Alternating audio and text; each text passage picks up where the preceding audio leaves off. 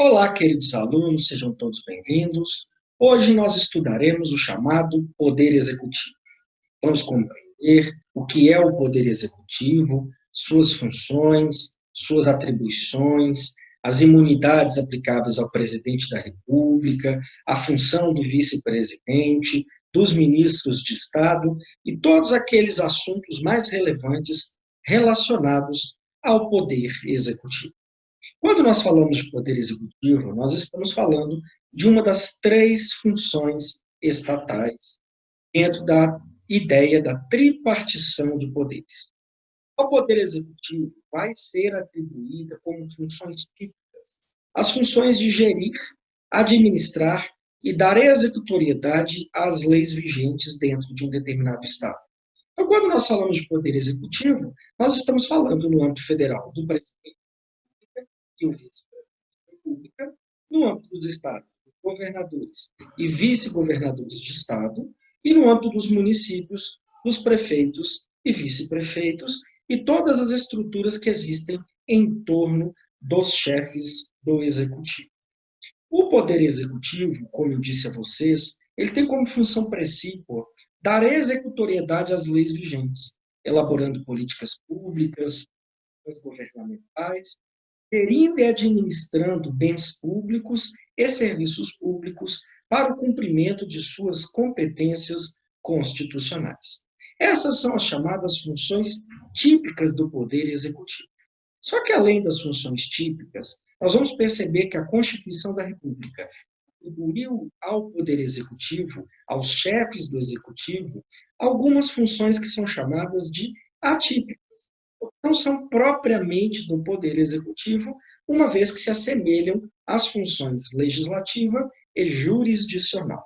Então, por exemplo, nós sabemos que o presidente da República pode editar medidas provisórias, que o presidente da República pode solicitar autorização para elaborar leis delegadas.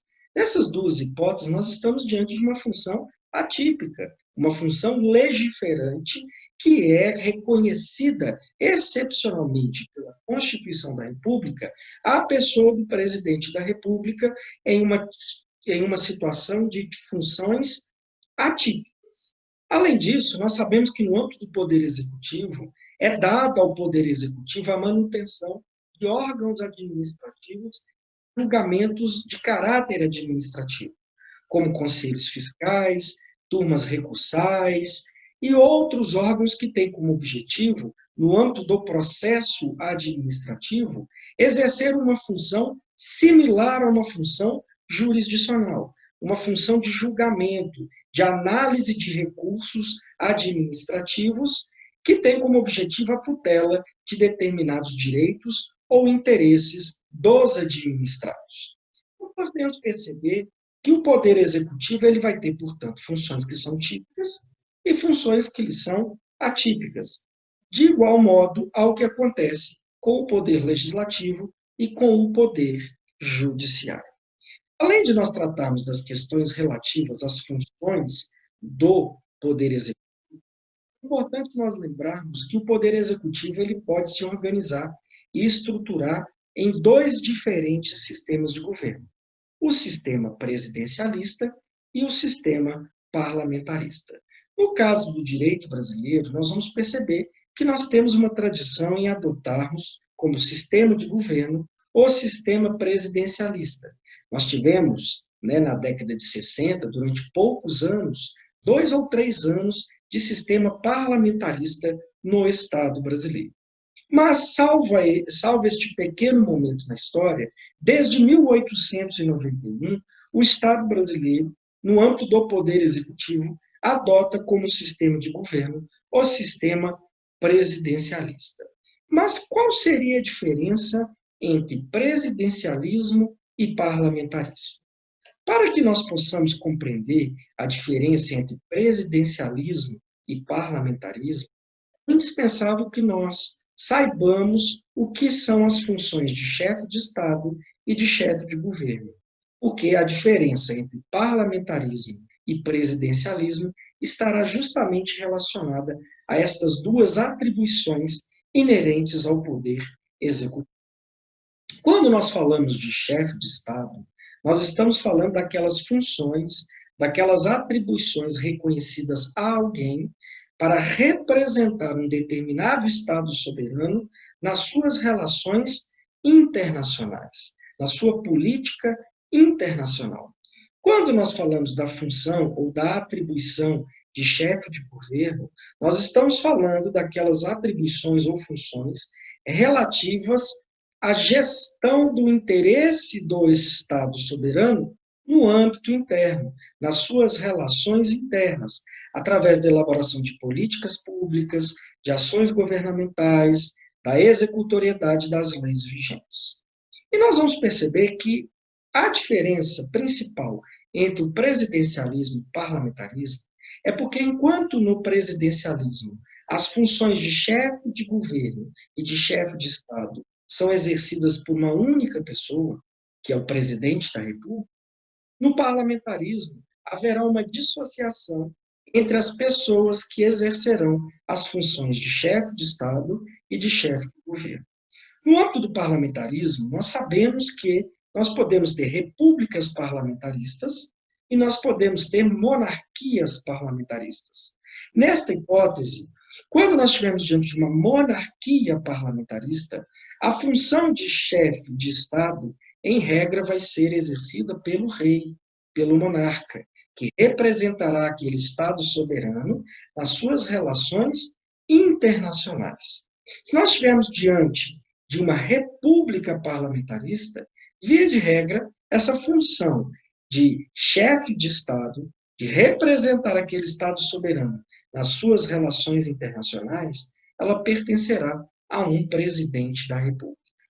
E tanto numa monarquia parlamentarista quanto numa república parlamentarista, a função de chefe de governo, que é aquela de representar o Estado no âmbito das suas políticas internas, orientar as ações de governo no âmbito interno, ela vai ser exercida pela figura do chamado primeiro-ministro. O primeiro-ministro é um parlamentar, é um membro que compõe o poder legislativo, é escolhido pelo partido que detém a maioria. Então, ele vai ser o líder, ele vai ser o primeiro-ministro. E, enquanto primeiro-ministro, ele vai ser escolhido dentre os seus semelhantes, dentre os demais parlamentares. No caso, via de regra, o partido que detém a maioria no parlamento é quem tem o poder para poder indicar aquele indivíduo que exercerá a função de primeiro-ministro. Ele poderá ter mandato em alguns ordenamentos jurídicos, em outros ordenamentos jurídicos, ele inclusive poderá se perpetuar como primeiro-ministro durante um prazo indeterminado, até que o partido, obviamente, perca sua maioria e, consequentemente, ele seja destituído. Então, nós podemos perceber que, basicamente, essa é a grande diferença entre presidencialismo e parlamentarismo. A dissociação dos exercícios das funções de chefe de Estado e de chefe de governo. Como eu disse a vocês, no caso do Brasil, nós temos uma história predominantemente, ou quase totalmente, de um regime, de um sistema, na verdade, de governo, chamado de presidencialista. Então, feitas essas considerações, agora é importante nós estudarmos como está estruturado e organizado o poder executivo no âmbito do Estado brasileiro. O poder executivo no âmbito do Estado brasileiro, no âmbito federal, ele é exercido pela presidência da República, pelo vice-presidente da República e por seus ministros de Estado.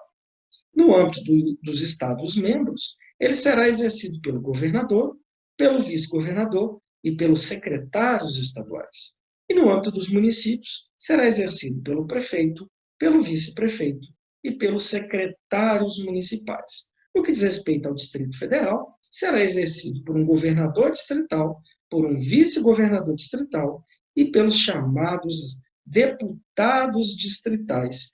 Portanto, quando nós falamos do presidente da República, vamos perceber que o nosso ordenamento jurídico vai estabelecer vários requisitos para que alguém se candidate ao cargo de presidente da República. Primeiro, ele tem que ser brasileiro nato, ele não pode ser brasileiro naturalizado. Segundo, ele tem que ter ao menos 35 anos de idade, filiação partidária, ser alfabetizado, residir em território brasileiro, estar em plenitude do exercício dos seus direitos políticos, são requisitos que vão estar previstos, todos eles, na Constituição da República. O presidente da República, ele é eleito para um mandato de 4 anos, sendo permitida uma única reeleição. A ideia de reeleição pressupõe o exercício de mandatos consecutivos. Isso significa que se uma determinada pessoa for eleito presidente da República e ficar 4 anos fora do exercício do mandato eletivo, ela poderá se candidatar mais uma ou mais outra vez, sem qualquer problema. O que nós não podemos ter são mais de 2 mandatos consecutivos. Cumpre destacar que, quando do advento da Constituição de 1988, a nossa Constituição ela tinha na sua redação originária a previsão de que o mandato presidencial seria de 5 anos. Só que esse mandato ele foi objeto de uma reforma constitucional. Essa norma ela foi alterada através de uma emenda constitucional que optou por reduzir o mandato para 4 anos e permitir uma única reeleição. O presidente da República ele é eleito pelo chamado processo eleitoral, chamado de majoritário, o sistema eleitoral majoritário. E o que significa isso? O candidato que será considerado eleito será aquele que obtiver a maioria dos votos. No caso da eleição para presidente da República, para governador, nós vamos perceber que a eleição ocorrerá em primeiro turno, no primeiro domingo do mês de outubro, e em segundo turno, caso haja, no último domingo do mês de outubro.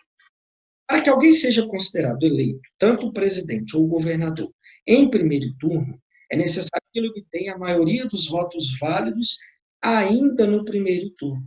Se ele não obtiver a maioria dos votos válidos ainda no primeiro turno, será necessário a realização do segundo turno, contando com a presença do primeiro e do segundo candidatos mais bem votados. Quando eu falo maioria dos votos válidos, eu tenho que excluir brancos e tenho que excluir os nulos. Ou seja, ele precisa ter metade mais um dos votos para que ele seja eleito ainda em primeiro turno.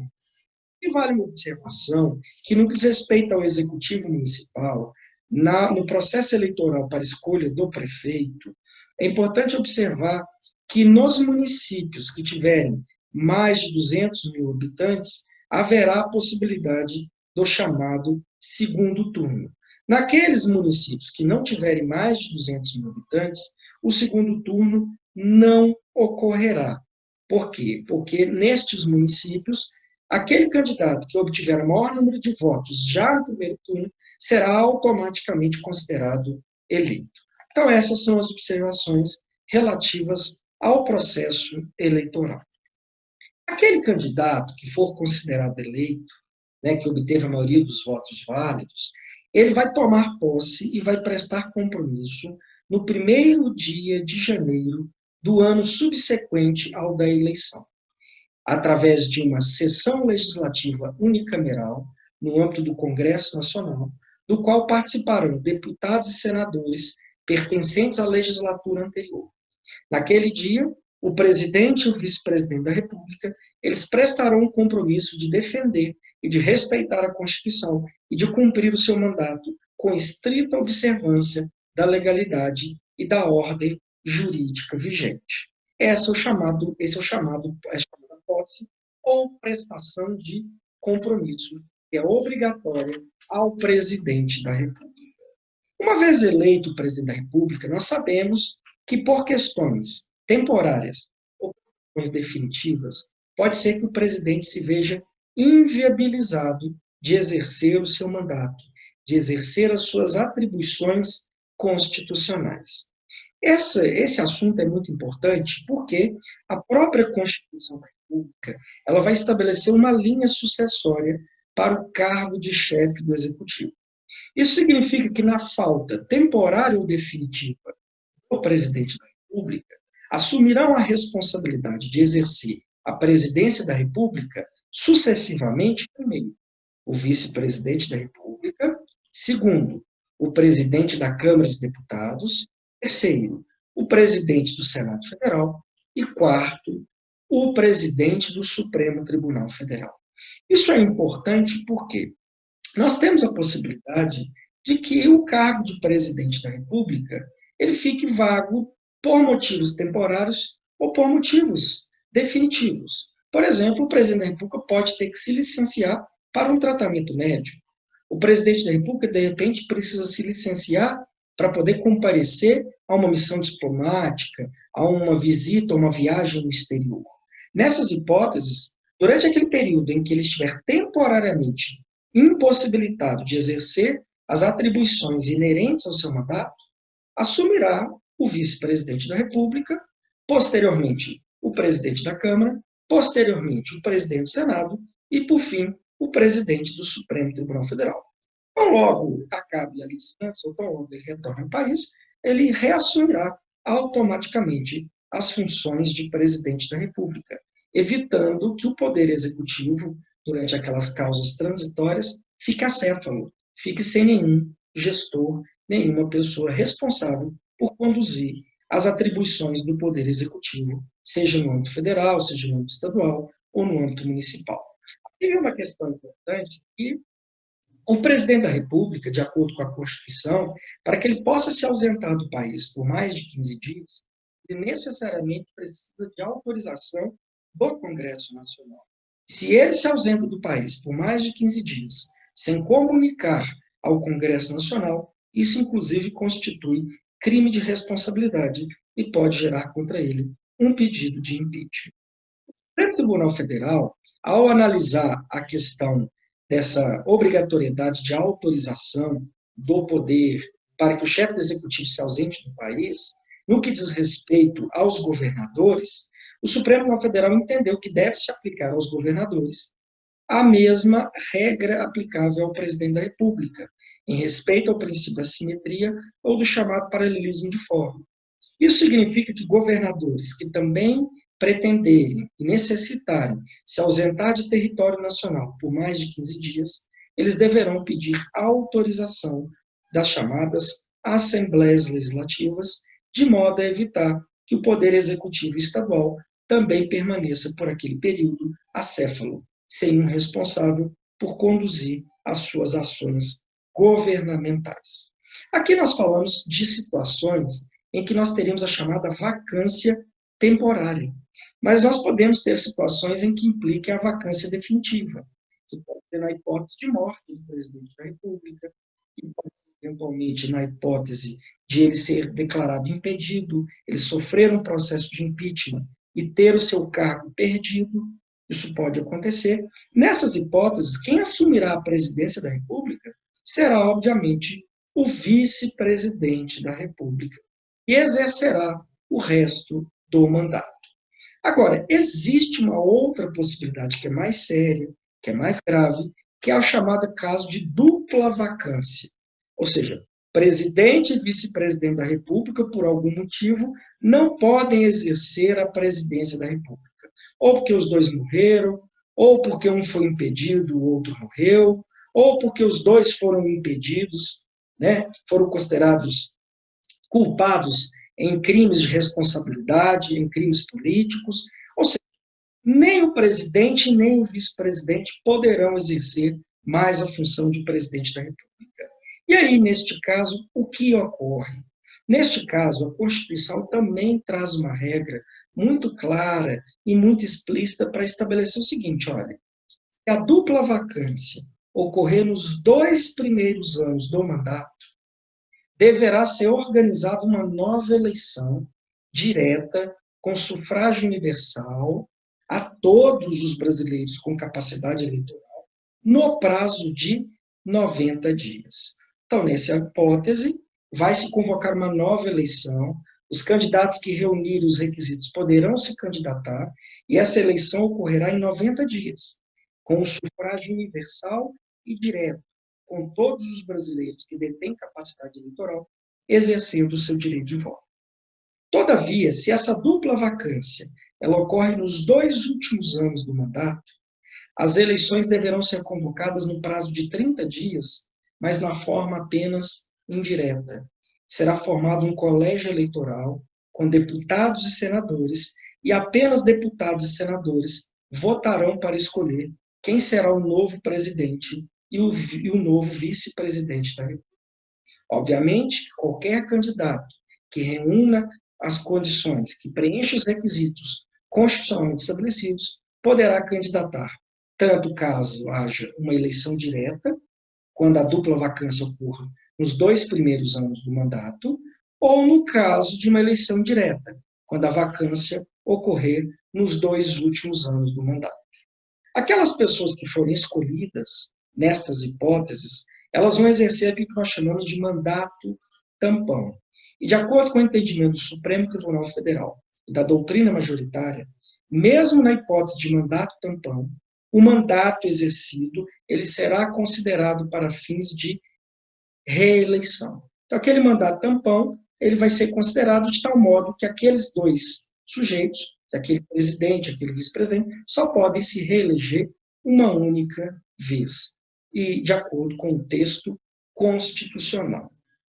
No que diz respeito a essa questão da vacância, da chamada dupla vacância, o Supremo Tribunal Federal tem um entendimento que essa regra dos 2 primeiros anos, dos 2 últimos anos, ela não necessariamente ela precisa ser seguida pelo Executivo no âmbito dos Estados. Os Estados-membros, no exercício da sua autonomia federativa, no exercício do chamado poder constituinte derivado recorrente, né, que é o poder de criar suas próprias constituições estaduais, observados os limites estabelecidos pela Constituição da República, cada Estado-membro poderá prever regras diferentes no âmbito da sua Constituição estadual. A questão é que, se a Constituição estadual for omissa, se ela nada dispor sobre esse processo de dupla vacância, essa situação de dupla vacância, de como será suprida essa acefalia do Poder Executivo, recomenda-se, obviamente, que por simetria e paralelismo de forma se adote as regras da Constituição da República Federativa do Brasil. Agora, volto a dizer, não impede que constituições estaduais prevejam outros mecanismos, prevejam outros prazos diferentes daqueles estabelecidos na Constituição da República. Este é o entendimento do Supremo Tribunal Federal. No que diz respeito à ausência por 15 dias, nós vimos aqui que, por mais de 15 dias, que o Supremo Tribunal Federal tem um entendimento de que eu vou aplicar esta regra analogicamente aos governadores dos estados e aos prefeitos municipais, em observância, portanto, à ideia de simetria e do paralelismo de forma. Feitas essas considerações iniciais sobre o presidente da República, nós temos que falar sobre a pessoa do vice-presidente da República. O vice-presidente da República ele é eleito conjuntamente com o presidente da República para exercício do mesmo mandato. E a sua função é quase toda ela de suplementação, é uma função de substituição para aquelas hipóteses em que o presidente da República se ver impedido, se ver obstaculizado de exercer as suas atribuições constitucionais. Só que, além da função de substituir o presidente da República, quando nós realizamos uma leitura do texto constitucional, nós vamos perceber que o vice-presidente da República vai exercer algumas funções que lhe são próprias, enquanto vice-presidente da República, que é, por exemplo, integrar o chamado Conselho da República, o Conselho de Defesa Nacional e, eventualmente, exercer algumas atividades de representação do Brasil nas suas relações exteriores, nas suas relações internacionais. Agora, obviamente, o vice-presidente ele vai assumir extrema importância à sua existência quando nós tivermos os casos de vacância temporária ou de vacância definitiva. Ok? Tanto o vice-presidente quanto o presidente da República, né, a presidência da República, para que ela possa ser exercida, ela vai ser feita com auxílio dos chamados ministros de Estado, objetivando garantir uma especialização e uma organização no exercício das funções executivas existe a possibilidade que o presidente da República crie ministérios. E para esses ministérios, com temas e assuntos específicos, ele nomeie os chamados ministros de Estado. A função de ministro de Estado ela pode ser exercida por qualquer brasileiro, nato ou naturalizado, exceto o chamado ministro de Estado da Defesa, uma vez que para este cargo a Constituição da República exige que apenas seja nomeado, seja indicado um brasileiro nato. Para os outros ministérios, é perfeitamente possível que ocupem os chamados brasileiros naturalizados. No caso dos comandantes da Marinha, Exército e Aeronáutica, que são cargos assemelhados a de ministros de Estado, como são cargos relevantes relacionados à defesa nacional, a Constituição também exige que eles somente sejam ocupados por brasileiros natos. Para ser ministro de Estado, então, é necessário ser brasileiro nato ou naturalizado. Observadas essas duas situações específicas, ministro de Estado da Defesa e os comandantes da Marinha, Exército e Aeronáutica, é necessário que tenha pelo menos 21 anos de idade e esteja em plenitude e do gozo do exercício dos seus direitos políticos. Vai competir ao ministro de Estado assessorar o presidente da República, assessorá-lo em termos específicos, orientar a execução de políticas públicas e ações governamentais nas matérias que estiverem inseridas dentro do seu ministério: saúde, educação, planejamento, economia, justiça, defesa social e tantos outros ministérios que poderão ser criados. Porque nós sabemos que, no caso do direito brasileiro, a nossa Constituição dá autonomia. Ele garante ao presidente da República discricionariedade para estruturar os seus ministérios, fixando, inclusive, o número de ministérios que ele entender pertinente.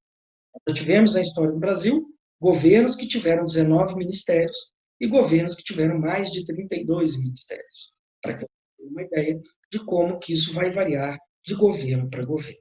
A questão é tão controvertida que existem propostas de emenda à Constituição tramitando no Congresso Nacional que têm por objetivo limitar o número de ministérios, à vista que, quanto maior o número de ministérios, maior é a tendência de burocratização e de gastos públicos para a manutenção daquelas estruturas administrativas. Normalmente, governos que se dizem mais austeros, mais preocupados com a questão econômica, têm menos ministérios. Governos que não têm essa preocupação, normalmente vão ter um maior número de ministérios. A grande questão é que o cargo e as funções inerentes aos ministros de Estado são funções demissíveis ad nutum, são cargos demissíveis ad nutum.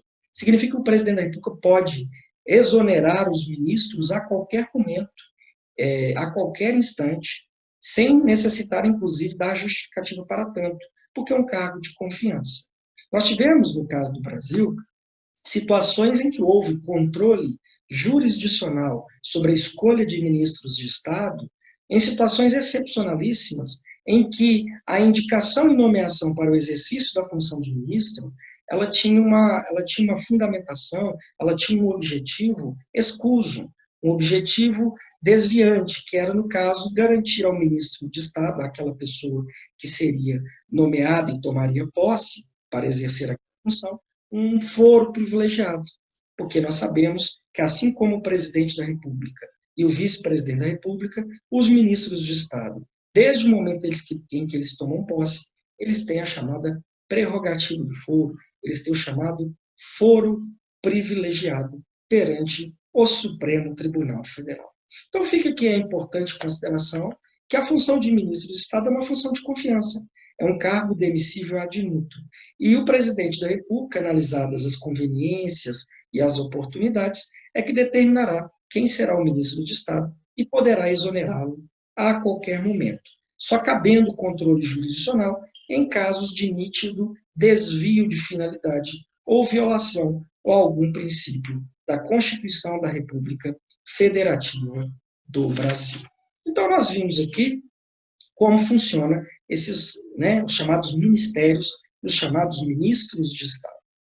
Além dos ministros de Estado, o presidente da República terá outros dois importantes órgãos de assessoramento, que são o Conselho da República e o Conselho de Defesa Nacional. O que nós vamos perceber é que esses conselhos eles serão consultados, órgãos consultivos que serão acionados em determinados momentos, como, por exemplo, decretação de estado de sítio, intervenção federal, estado de defesa, situações excepcionais em que o presidente da República vai se consultar perante esses órgãos. Obviamente, tanto o Conselho da República quanto o Conselho de Estado da Defesa ou de Defesa Nacional, esses dois conselhos, como eu disse, ele tem natureza meramente consultiva. Só que, em razão da sua composição, a opinião ali emitida ela é muito importante para o presidente da República. Porque, por exemplo, participarão desse conselho o presidente, o vice-presidente da República, o presidente da Câmara, o presidente do Senado, líder da maioria, líder da minoria, ministro da Justiça, ministro da Defesa, ministro do Planejamento, né? Vão participar vários ministros e vários representantes do Poder Legislativo que têm um papel e uma atuação muito relevante na ideia do sistema da separação de poderes. Então, se, por exemplo, o presidente da República se consultar perante estes órgãos e houver um indicativo por parte do presidente da Câmara, por parte do presidente do Senado, por parte do líder da maioria, por parte do líder da minoria, que aquela medida que ele pretende adotar não será bem vista pelo Legislativo, e aquela medida depender do Legislativo para ser implementada, não faz sentido o presidente prosseguir com a ideia. Porque certamente ele vai prosseguir com a ideia, mas como aquela medida depende de uma autorização, de uma aprovação do Legislativo, ele não vai conseguir os votos necessários para que aquela medida seja aprovada ou autorizada.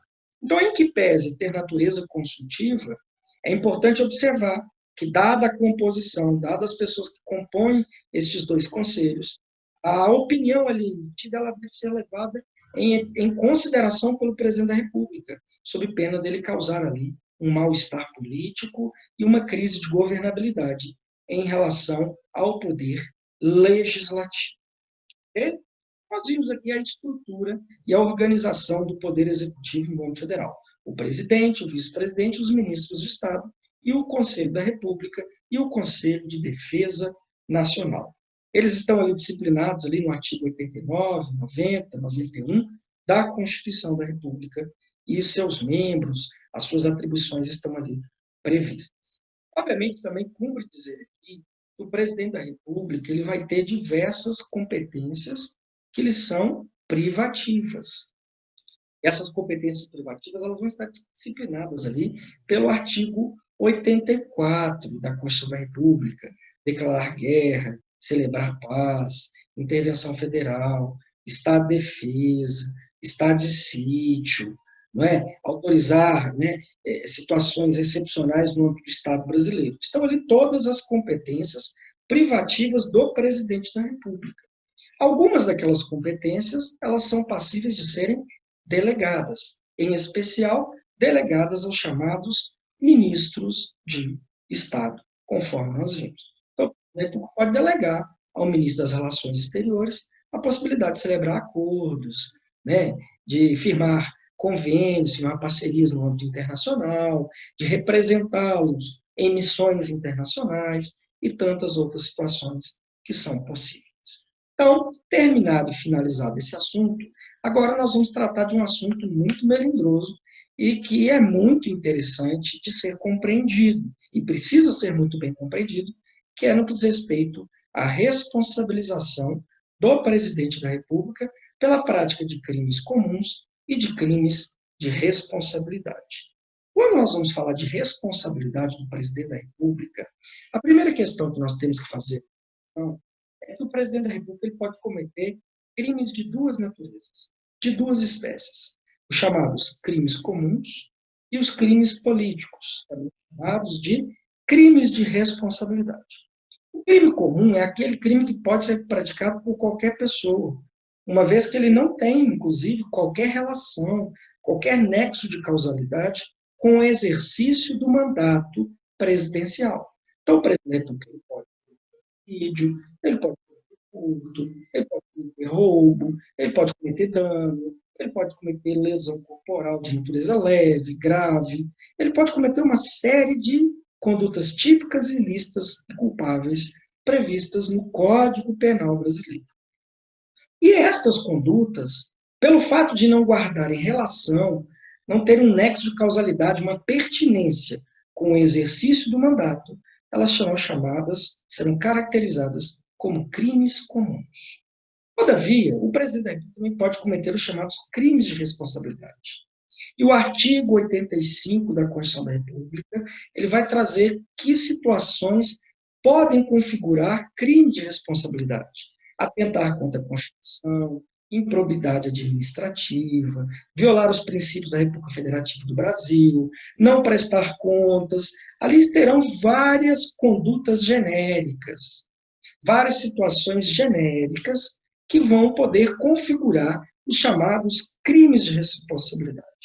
É importante que nós notemos que todas aquelas condutas, todas aquelas situações jurídicas, elas guardam estrita relação com o exercício do mandato. Mas as condutas que poderão ensejar, né, a responsabilização do presidente da República, né, pela prática de crime de responsabilidade ou crime político, elas estão descritas na Lei 10.079 de 1950. Ali, essa legislação, esse conjunto de normas jurídicas, que foi inúmeras vezes interpretada pelo Supremo Tribunal Federal, que inclusive já modificou a interpretação de vários seus dispositivos, além de prever as condutas que poderão configurar a prática de crime de responsabilidade, né, que poderão configurar crime político, ainda vai disciplinar o procedimento de julgamento do presidente da República por crime de responsabilidade perante a Câmara dos Deputados e perante o Senado Federal. Então, feita essa distinção entre crimes comuns e crimes políticos, agora é importante nós compreendermos como se dá o tratamento destes crimes no âmbito do ordenamento jurídico brasileiro. A primeira questão importante é lembrarmos que o presidente da República tem a chamada imunidade penal formal para o processo. Isso significa que tanto se ele cometer crime comum, quanto ele cometer crime político, só pode ser processado se houver uma prévia autorização da Câmara de Deputados pelo voto de 2/3 de seus membros. Essa é uma primeira observação interessante. Então, vamos ver. Se o presidente da República comete um crime comum, ok? O Supremo Tribunal Federal, antes de receber a denúncia contra o presidente da República, ele tem que pedir a autorização da Câmara dos Deputados, que deverá manifestar por 2/3 de seus membros. Se a Câmara de Deputados autorizar a instauração do processo contra o presidente da República por 2/3 de seus membros, o Supremo Tribunal Federal dará início, receberá a denúncia e dará início à chamada ação penal. Ok? Se por acaso o presidente da República comete crime de responsabilidade, comete crime político, o processo é o mesmo. Ou seja, vai ser apresentada uma denúncia contra o presidente no âmbito da Câmara de Deputados, e se a Câmara de Deputados aceitar aquela denúncia contra o presidente da República por 2/3 de seus membros, ele será julgado pelo Senado Federal. Observe que, no caso do crime comum, quem poderá apresentar denúncia contra o presidente da República, nos crimes de ação penal pública, é apenas o Procurador-Geral da República. Se for um crime de ação penal privada, calúnia, difamação, apenas o ofendido. Ele terá que apresentar a queixa-crime perante o Supremo Tribunal Federal. Ok? Para, então, após apresentada a denúncia ou queixa-crime perante o Supremo Tribunal Federal, o Supremo Tribunal Federal aguardar a autorização por parte da Câmara dos Deputados, receber a denúncia ou a queixa-crime e dar início à chamada ação penal. Essa é a chamada imunidade penal formal para o processo. No que diz respeito ao crime político ou de responsabilidade, como eu disse, qualquer pessoa, qualquer do povo, deputado, senador ou um popular, poderão apresentar denúncia contra o presidente da República pela prática de crime político pela prática de crime de responsabilidade perante Câmara de Deputados. E se a Câmara de Deputados, por 2/3 de seus membros, autorizar a instauração do processo político, será julgado pelo Senado Federal. Além da imunidade formal para o processo, o presidente da República também goza da chamada imunidade formal para a prisão. A Constituição da República é clara em estabelecer que o presidente da República somente poderá ser preso por sentença penal condenatória transitada em julgado. Enquanto houver a possibilidade de recurso, mesmo que o presidente da República tenha sido condenado por um crime qualquer, observe que ele só poderá ser preso se houver sentença penal condenatória transitada em julgado. Essa é uma questão que deve ser observada e que caracteriza a chamada imunidade formal para a prisão do presidente da República. Agora, é importante nós falarmos da chamada imunidade penal relativa, que abrange a pessoa do presidente da República. De acordo com a Constituição da República, o presidente da República não pode ser responsabilizado por atos estranhos ao seu mandato.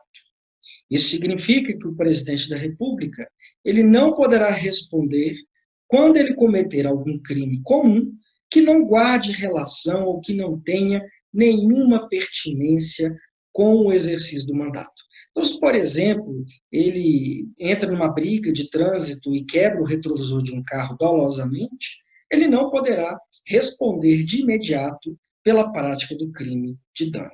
Obviamente, caso o presidente da República cometa crime comum que não guarde relação com o exercício do mandato, ou tenha cometido crime comum antes de ser investido no mandato, a partir do momento que ele passa a exercer a função de presidente da República, com posse como presidente da República, aquela responsabilização, seja na ação que já tramita, ou seja para a propositura de uma nova ação penal, ela ficará suspensa enquanto durar o mandato.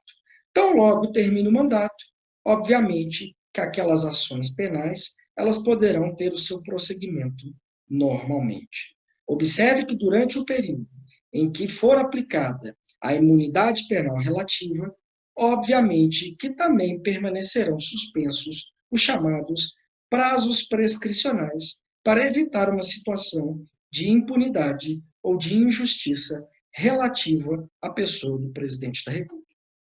Então, feitas essas considerações, é importante agora nós compreendermos como se dá o processo de julgamento do presidente da República pela prática de crime comum e pela prática de crime político. Antes, todavia, é importante fazer uma ressalva.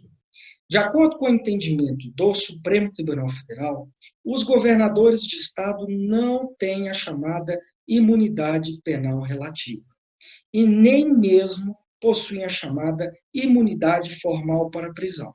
De acordo com o entendimento do Supremo Tribunal Federal e doutrina dominante, se o constituinte estadual quiser, ele deverá expressamente prever na Constituição estadual a chamada imunidade formal para o processo, que é aquela que condiciona, por exemplo, a admissibilidade da denúncia pela prática de crime comum à prévia autorização do Poder Legislativo. Mas fato é, se a Constituição estadual nada disser, governadores não terão, e nem prefeitos, não terão nem a imunidade penal relativa e nem muito menos a imunidade formal para a prisão e nem a imunidade formal para o processo. Obviamente que no que diz respeito a governadores e prefeitos, para que eles sejam julgados pela prática de crime político, é necessário que haja a autorização da Casa Legislativa, uma vez que, diferentemente do Poder Legislativo Federal, que é bicameral, no âmbito dos Estados-membros e dos municípios, o Poder Legislativo é apenas unicameral. Isso significa que todo o processo de julgamento pela prática de crime comum, de crime de responsabilidade, será feita no âmbito da Casa Legislativa. Então, agora, nós vamos passar ao estudo do processo de julgamento do presidente da República pela prática de crime comum e pela prática de crime de responsabilidade. É importante nós observarmos aqui também que esta mesma lógica ela vai valer para a pessoa do vice-presidente e para a pessoa dos chamados ministros de Estado, uma vez que a Constituição adota o mesmo procedimento e a mesma lógica para estes personagens políticos. Então vamos falar primeiro sobre o julgamento pela prática de crime comum. Suponhamos que o presidente cometa um ato típico, ilícito e culpável. Quando vai se instaurar um inquérito contra o presidente da República, a primeira coisa é que este inquérito ele será acompanhado por um ministro relator no âmbito do Supremo Tribunal Federal. Em um primeiro momento, esse ministro relator no Supremo Tribunal Federal deverá fazer a análise se aquela conduta constitui um ato estranho ou um ato relacionado ao exercício do mandato. Por quê? Se for um ato estranho ao exercício do mandato, ele determinará a suspensão da tramitação de qualquer ação relativa àquele tema, uma vez que abrangida pela chamada imunidade penal relativa. Se ele chegar à conclusão de que aquela conduta ela guarda relação, ela tem pertinência com o exercício do mandato, ela vai autorizar o prosseguimento do inquérito e vai aguardar que o Procurador-Geral da República, enquanto titular da ação penal pública, ele apresente denúncia contra o presidente da República, ou, no caso da ação penal privada, que o ofendido, que a vítima, apresente a chamada queixa-crime.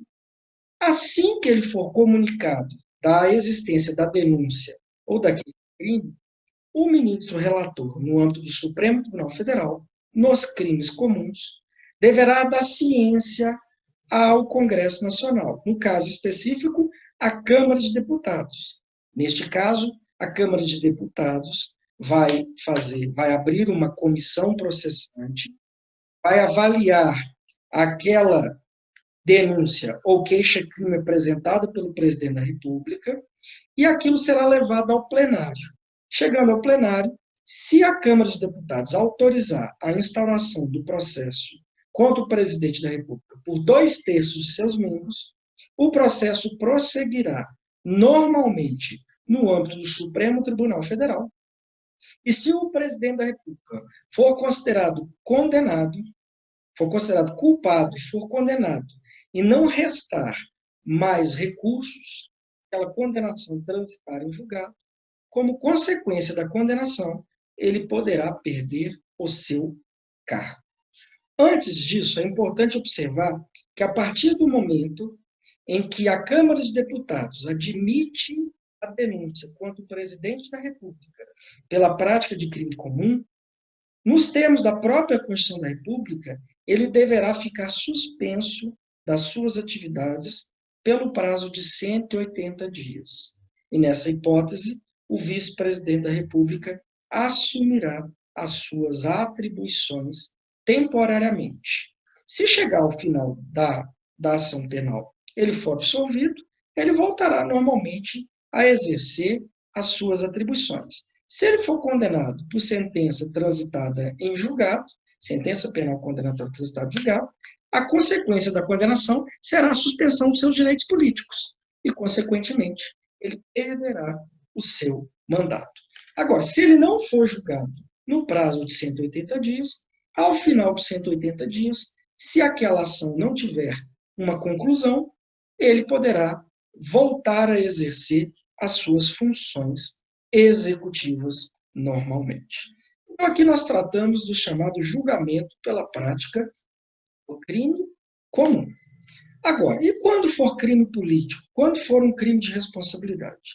A lógica é muito parecida. Vejamos como funciona. Qualquer do povo poderá apresentar uma denúncia contra o presidente da República pela prática de crime de responsabilidade. Essa denúncia deverá ser apresentada à Câmara dos Deputados.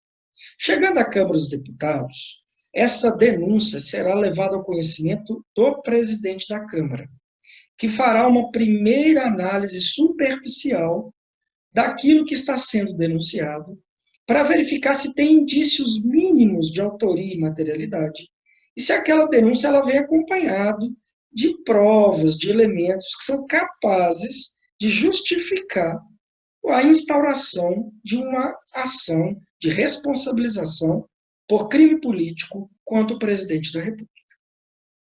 A partir do momento que o presidente da Câmara verifica que aquela denúncia ela tem os elementos mínimos, os indícios mínimos de autoria e materialidade da prática do crime de responsabilidade, ele vai determinar a instauração de uma comissão parlamentar, que é a chamada Comissão Processante de Impeachment. Essa comissão vai ser formada para que um conjunto de deputados avaliem a denúncia, será escolhido um deputado que figurará como relator, e ele vai emitir um relatório indicando pela admissibilidade ou não da denúncia contra o presidente da República. Se ele fizer um parecer pela admissibilidade, esse parecer vai ser votado no âmbito da comissão processante, e se obtiver a maioria dos votos, aquela denúncia será levada ao conhecimento do plenário. E no plenário, se aquela denúncia receber 2/3 dos votos dos membros da Câmara de Deputados, a denúncia contra o presidente da República será admitida. A partir do momento que essa denúncia é admitida pela Câmara de Deputados, por 2/3 dos membros da Casa Legislativa, após ter passado por uma primeira comissão processante, estes autos serão encaminhados ao Senado Federal. Chegando no Senado Federal, o presidente do Senado Federal vai determinar a instauração de uma comissão processante no âmbito do Senado. A comissão formada por senadores e por um relator vai emitir um parecer e, se obtiver a maioria dos votos dos membros da comissão processante, o presidente será levado a julgamento perante o plenário do Senado Federal. Chegando ao plenário do Senado Federal, caso a denúncia, então, tenha sido admitida e o Senado Federal tenha concordado e aceitado que o presidente deverá ser julgado, não é? Ele será considerado culpado, ele será declarado impedido a partir do voto de 2/3 dos membros do Senado Federal. E caso ele obtenha 2/3 dos votos do Senado Federal, ele será declarado impedido e o impeachment terá duas consequências principais. A primeira, a perda do mandato eletivo, e a segunda, a inabilitação para o exercício de função pública durante 8 anos. Aqui é importante nós fazermos algumas reflexões e algumas análises críticas, principalmente comparando e partindo do pressuposto que nos últimos 30 anos nós tivemos 2 processos de impeachment que culminaram com a perda do mandato, com o impedimento de 2 presidentes da República no âmbito do Estado brasileiro. No caso, Fernando Collor de Mello e Dilma Rousseff. O que são essas questões importantes de nós analisarmos? Quando o ex-presidente Fernando Collor de Mello foi julgado no processo de impeachment, houve uma discussão muito importante que era a seguinte: no caso do Fernando Collor de Mello, a partir do momento em que a Câmara admitiu a denúncia contra ele por 2/3 dos seus membros, ele automaticamente foi afastado de suas funções pelo prazo de 180 dias. Quando foi julgado, então, o caso do Fernando Collor de Mello. Quando a Dilma Rousseff foi ser julgada, o Supremo Tribunal Federal alterou o seu entendimento e entendeu que a suspensão para o exercício do mandato por 180 dias, ela só poderia ocorrer a partir do momento em que o Senado Federal admitiu o processo contra o presidente da República no âmbito daquela comissão processante do Senado Federal. Então, aí nós tivemos uma mudança de entendimento, porque no caso de Collor de Mello, ele ficou impossibilitado de exercer o mandato por 180 dias a partir do momento em que a Câmara, por 2/3 de seus membros, admitiu a denúncia contra ele. No caso da Dilma Rousseff, o Supremo Tribunal Federal entendeu que Dilma Rousseff ficaria afastada das suas funções por 180 dias, somente a partir do momento em que o Senado Federal admitiu contra ela a denúncia. Então, aí nós tivemos uma pequena mudança. Outra questão importante é que, na época, Fernando Collor de Mello renunciou ao mandato. e se discutiu se a renúncia teria o condão, teria como consequência a extinção do processo contra ele. E isso possivelmente poderia lhe beneficiar, porque se o processo não continuasse, ele não teria declarado a perda do mandato e ele poderia eventualmente não ficar inabilitado para o exercício de função pública durante 8 anos, conforme determina a Constituição da República no seu artigo 52. Naquela época, o Supremo Tribunal Federal entendeu que, mesmo diante da renúncia, neste caso, a renúncia não poderia impedir os efeitos do impedimento. Então, o processo contra ele prosseguiu, ele foi declarada a perda do mandato, mesmo ele tendo renunciado anteriormente, e a ele foi aplicada a pena de inabilitação para o exercício de função pública por 8 anos. Ok? Agora, há um outro ponto controvertido que acabou surgindo quando do julgamento da Dilma Rousseff no âmbito do Senado Federal pela prática de crime de responsabilidade, que foi o seguinte: quando o Senado Federal estava preparando para poder votar o impedimento de Dilma Rousseff, nós sabemos que quando há o julgamento do presidente da República por crime de responsabilidade, quem preside o julgamento é o presidente do Supremo Tribunal Federal. A função do presidente do Supremo Tribunal Federal no julgamento, no âmbito do Senado Federal, pela prática de crime de responsabilidade pelo presidente da República, é apenas de garantir a ordem, a observância dos procedimentos, a observância dos atos processuais, dos atos de votação e ordem durante aquele processo de julgamento. Quando ocorreu, antes de acontecer, no caso, a votação sobre o impedimento de Dilma Rousseff, o presidente do Supremo Tribunal Federal, à época, Ricardo Lewandowski, que presidia aquele julgamento no âmbito do Senado Federal, ele levantou uma questão de ordem, que era a possibilidade de que houvesse a dissociação das penas, que fosse possível declarar a perda do mandato de Dilma Rousseff sem aplicar a pena de inabilitação para o exercício de funções públicas por 8 anos. Essa tese sustentada por Lewandowski, que contraria expressamente o artigo 52 da Constituição da República, foi acolhida pelos senadores. E Dilma foi declarada impedida, perdeu o mandato, mas não lhe foi aplicada a pena de inabilitação para o exercício de função pública. E veja, em uma interpretação completamente equivocada, porque o dispositivo fala que o impeachment terá como penas a perda do mandato com inabilitação para o exercício de função pública por 8 anos. Pressupõe a ideia de adição, de cumulação. E não poderia haver, então, essa dissociação que foi realizada e proposta pelo então presidente do Supremo Tribunal Federal, ministro Ricardo Lewandowski.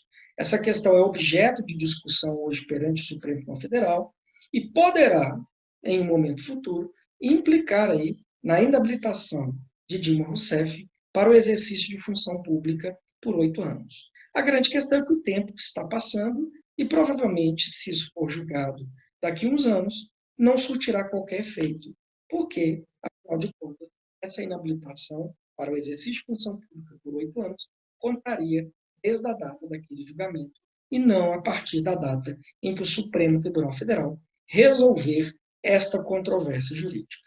Então, observe, para vocês verem, que basicamente, tanto quando há o cometimento de crime comum, quando há o cometimento de crime político, o processo de julgamento do presidente da República, ele envolve 2 fases. Uma primeira fase de admissibilidade, que é sempre feita pela Câmara dos Deputados, e uma segunda fase, que é a chamada fase de julgamento, que é feita, no caso de crime comum, pelo Supremo Tribunal Federal, por maioria de seus membros, que poderá considerar culpado o presidente da República pela prática de crime comum, ou no crime de responsabilidade, a segunda fase de julgamento a ser realizada pelo Senado Federal através do voto de 2/3 de seus membros, e tendo como penalidades a perda do mandato eletivo e a inabilitação para o exercício de função pública durante 8 anos. Observe que aqui nós estamos falando que não é inelegibilidade. Né? A pessoa não fica impedida apenas de se candidatar a cargo eletivo. Ela não pode exercer qualquer função pública durante 8 anos. Então, ela não pode nem ser nomeada para cargos em comissão em qualquer esfera da administração pública do Estado brasileiro. Então, percebam como essas questões são tormentosas, como essa questão do processo de julgamento do presidente da República é cheio de detalhes. Mas fique bem claro, ele sempre ocorrerá em 2 fases. Uma primeira fase de admissibilidade, sempre feita pela Câmara dos Deputados, e uma segunda fase de julgamento, que poderá ser feita pelo Supremo Tribunal Federal, no caso de crime comum, e pelo Senado Federal, no caso de crime de responsabilidade. Espero que vocês tenham gostado. Boas reflexões e bons estudos. Até mais. Tchau, tchau.